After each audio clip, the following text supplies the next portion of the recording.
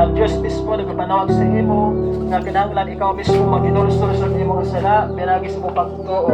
Alam ko tayo kung ito kang Kristo Jesus, pero hindi pa siya nimon. Kailang kita nagatuo na kang Kristo, luwas na kita. Kaya ang kalawasan nag-require si paghinulsol sa ating mga sala para kita makabaton si kalawasan pagpapatawad sa ating mga sala. Kagkinahanglan kung kita nagahinulsol sa ating mga sala pinagi sa pagtuo, magpabautismo kita sa ngalan ni Kristo Jesus. Kaya wala si iba nga pangalan na makaluwas sa aton kundi si Kristo lang. Wala si iba nga Diyos na makaluwas sa aton kundi si Kristo lang. Ang maling masikito lang siling na kung ikaw maghinulsol din man sa mga sala, kinahanglan mo pamatudan pinagi sa pagpabautismo sa ngalan ni Kristo Jesus.